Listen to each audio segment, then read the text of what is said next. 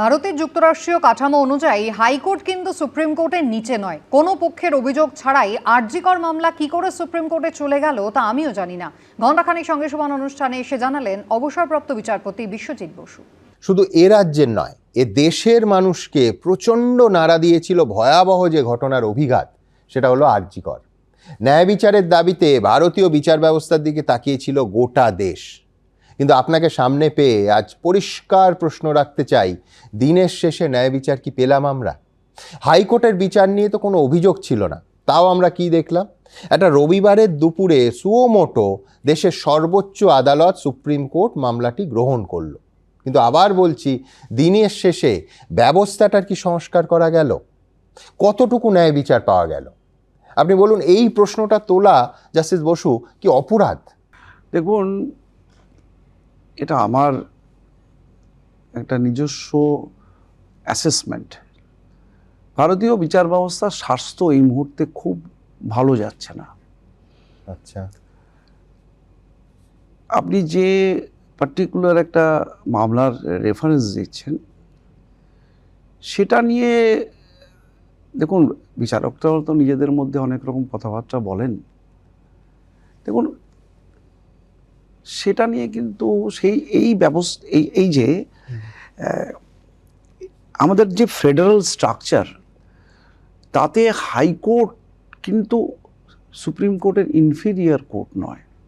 আচ্ছা, এটা এরকম নয় যে সুপ্রিম কোর্টের সুপারিনটেন্ডেন্টস পাওয়ার হাইকোর্টের উপরে আছে।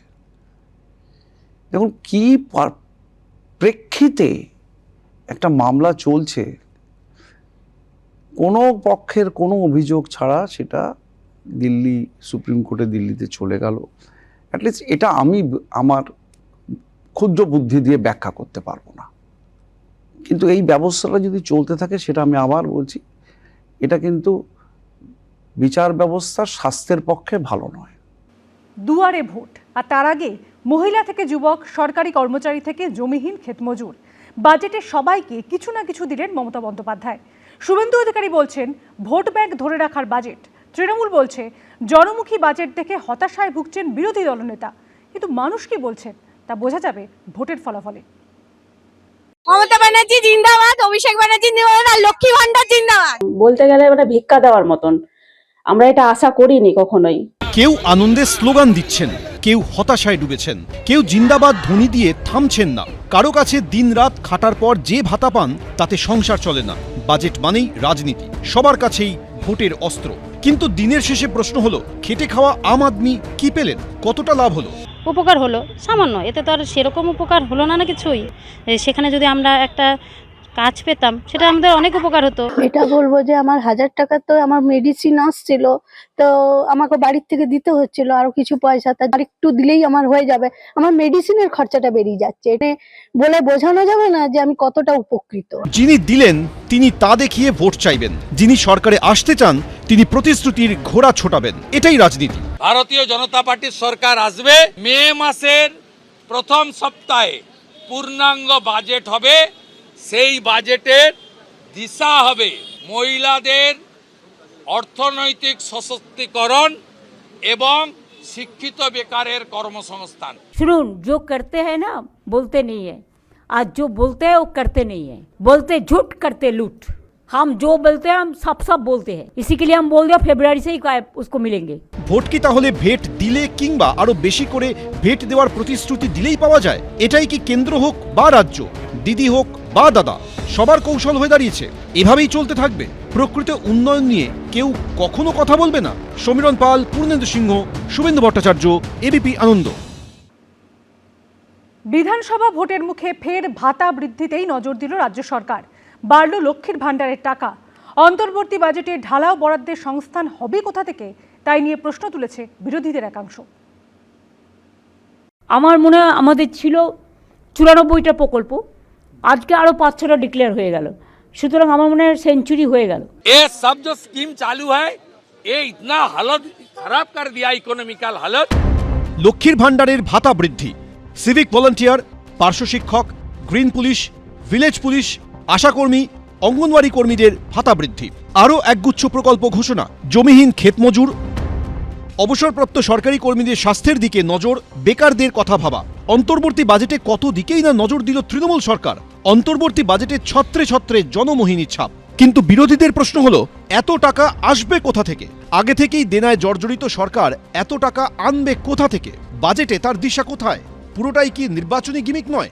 जब DA 25% देना पड़ेगा सुप्रीम कोर्ट का डायरेक्शन में, तब इनका हालत आप देख लेना। মানে এই সরকারের এত দেউলিয়া এদের অবস্থা, এবং স্বাধীনতার পরে কোনোদিন হয়নি। বাজেট তো না ভোট অন অ্যাকাউন্ট, ফলে না বোঝার কোনো কারণ নেই যে দায়হীনভাবে কিছু কথা হয়তো উনি বলে দিলেন শুধু ভোটের জন্য, ব্যবস্থা করার জন্য, ভোট পাওয়ার জন্য।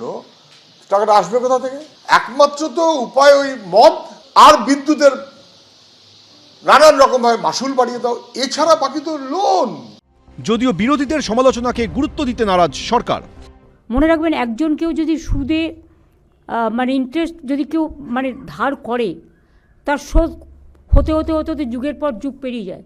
আমরা এতটা ধার শোধ করেও যে বাজেট প্রভিশন রেখেছেন, অমিতদা যেটা বললেন, চন্দ্রিমা যেটা হাউসে বলেছেন, আমি মনে করি এটা বাংলার মানুষের গর্ব করা উচিত।